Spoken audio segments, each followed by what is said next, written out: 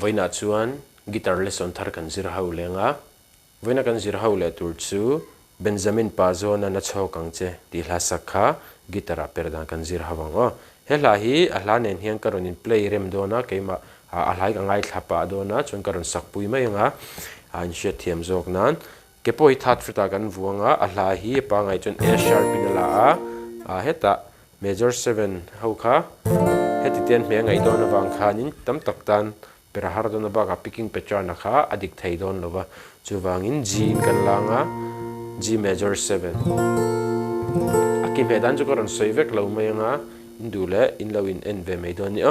asang a hian C at 9 C kuzung te in first string third fret kha kan bel tel bokang C kan me khan chuan this D kan metanga D kan mang bokanga kuzung lai kan da sonanga D sus4 kan mang bokanga chuan D7 chuan A minor 7 heta B minor 7 chuan A7 heta kan metango A7 kha hetiam met lovin heti hian kan metang chuan a intro hi karon play pui chinanga akal thei dan te le ol samjok dan te po aniang chu chuan a picking pattern a shim hi karon soyanga a main picking pattern kan man tura chu hi niang kha niang G kan meta engki po metela chung bera baseline ha kan thak zelanga A minor ate po D ate po C ate po ma chuan G kan metanga hui chung berle noi ber ha kan tiri tel zelanga a baseline le noi ber ha kan tiri zelanga chuan third second first na zuinga nuwa second third second na zuiliang baseline le hui noi ber kan tiri ya third second first na zuilia nuwa second third second na zuiliang no chuan a intro hi karon play chinanga chi accord kal dan vel kha in she theinan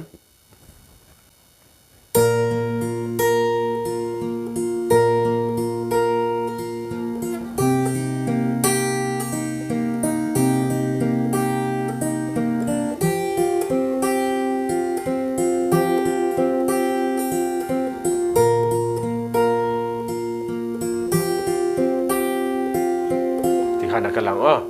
kami chord kami progression khan dule a lead vela kan titel du ni chuan ti point kan ti thai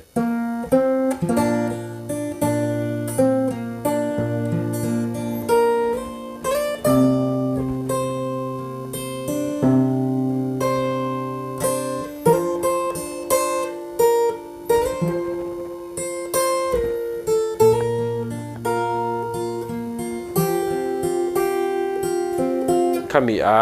tuna atira intro finger style nga karon tia khachu a melody a khain shia tangai ta in khovel purit chu lalisua tia te khamo khovel purit chu lalisua alo pur chuanin ti te kha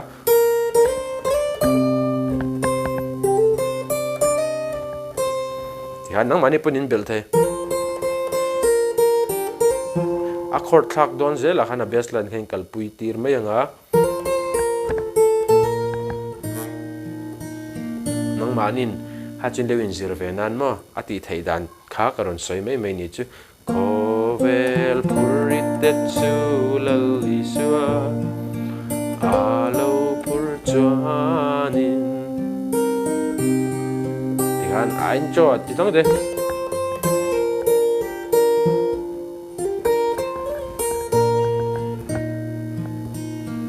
mani indu dan khanin siam thayo khami chord progression mang khan intro khaju picking pattern ang top po khaning tikal thai thawa chona verse karon sachinang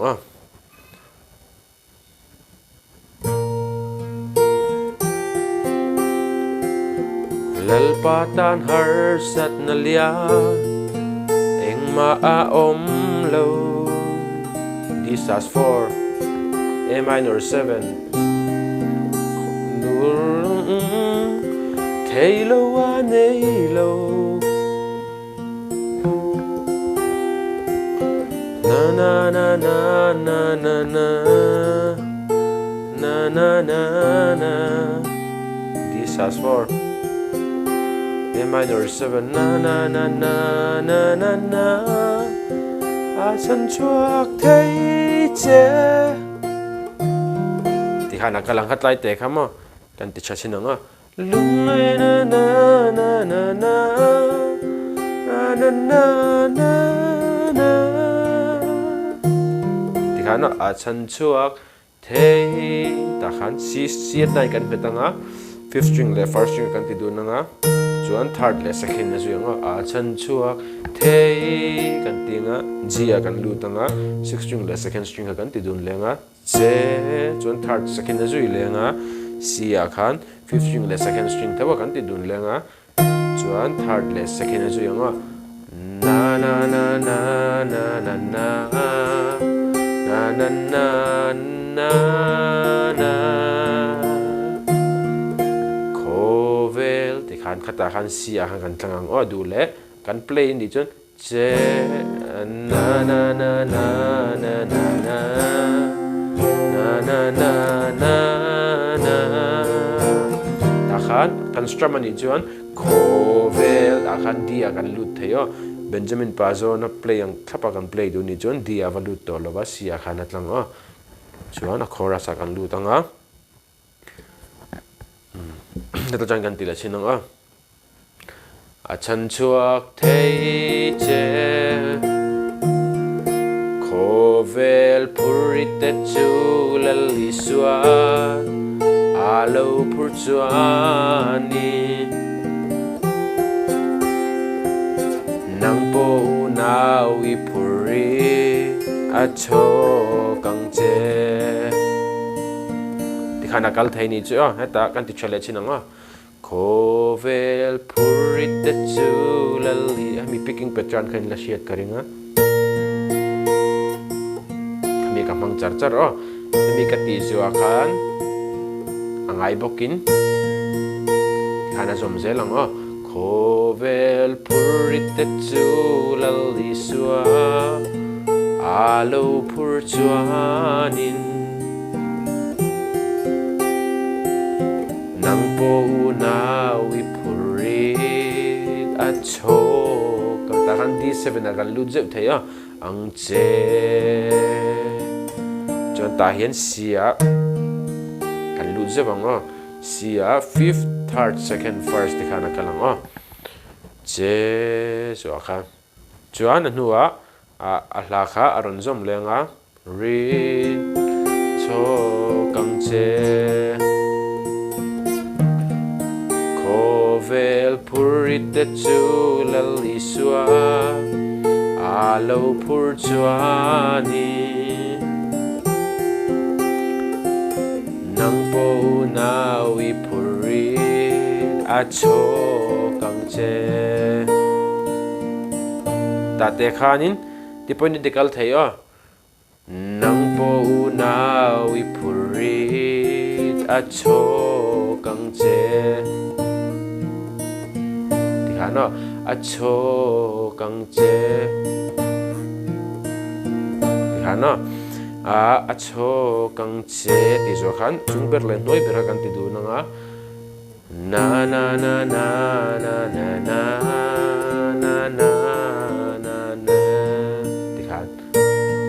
kan tianga ka ti zo khan third second zo nga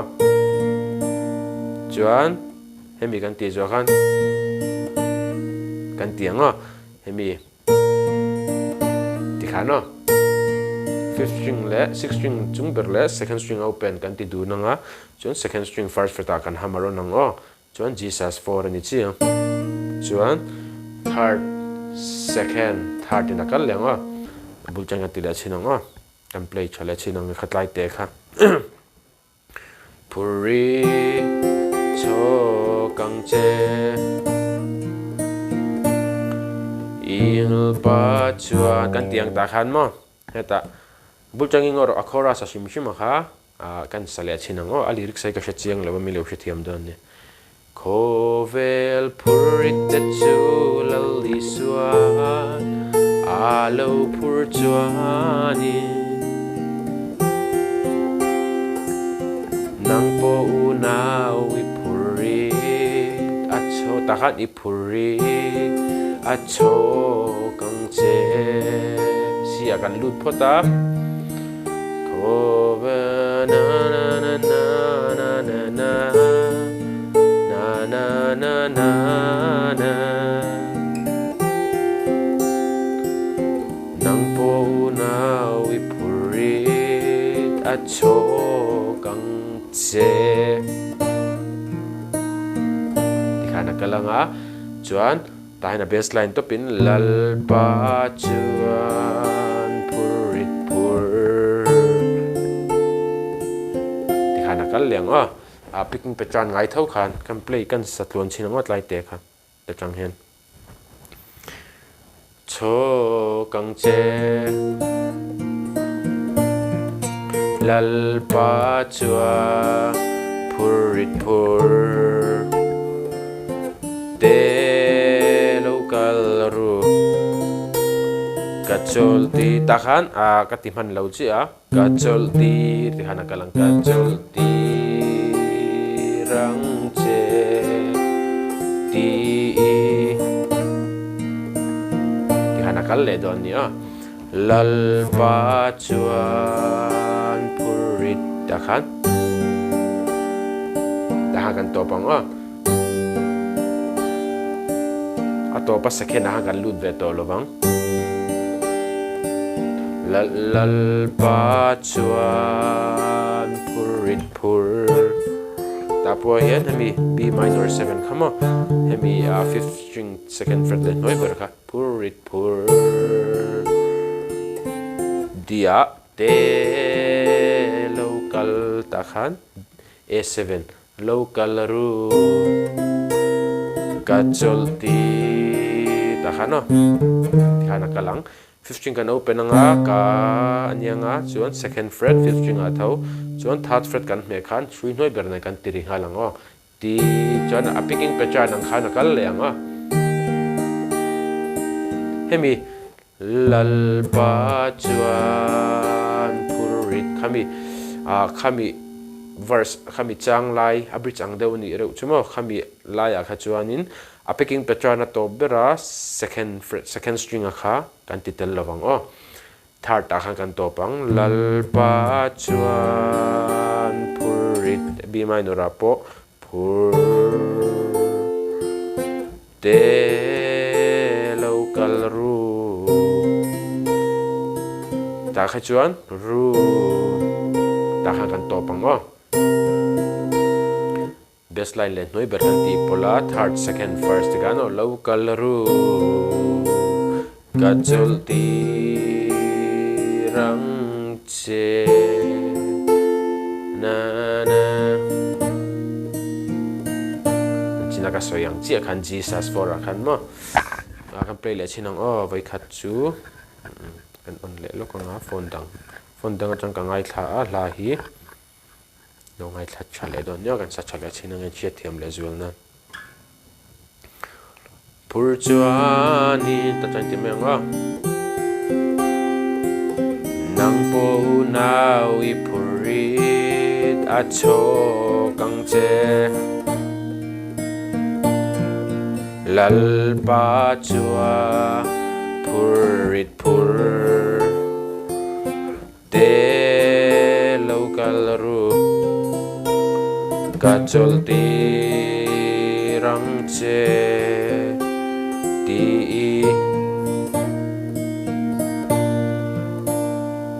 chuan khami zuwa khan alit kha ron kal leta solo ang deuh le kha pu kan phuat chop vele theini chuma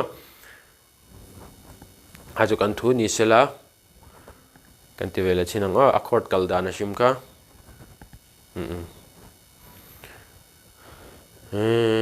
ti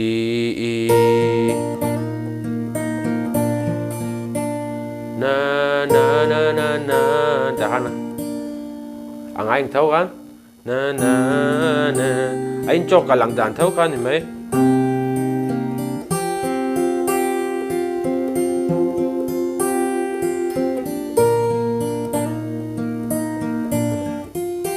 po kana kal the kan tila chinang tle ma lead ve do hlek turin tapen ti pon tikal thei kan tu tu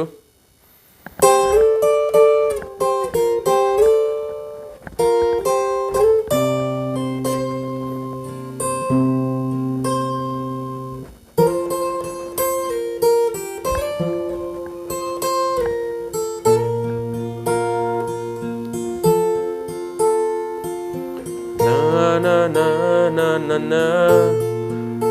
na na na na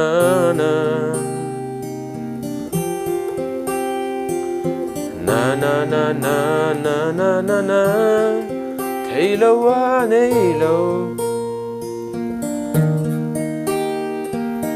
na na na na na na G7 na na na na na na na ang ayang thawi na kala ni chu aron lak nun le na hi chon mo ta pro khan a chan chuak thei che kho ta kha chon du le di apo kan lu theya kho vel til na na la li suwa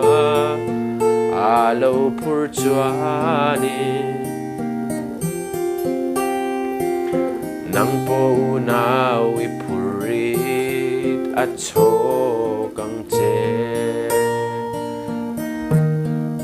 kovel purit at sulali suat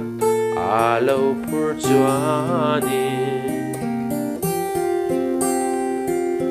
nang po unaw ipurit at ipurit akan D7 na po kalutay at kang che lalpa chuan purit pur te local ru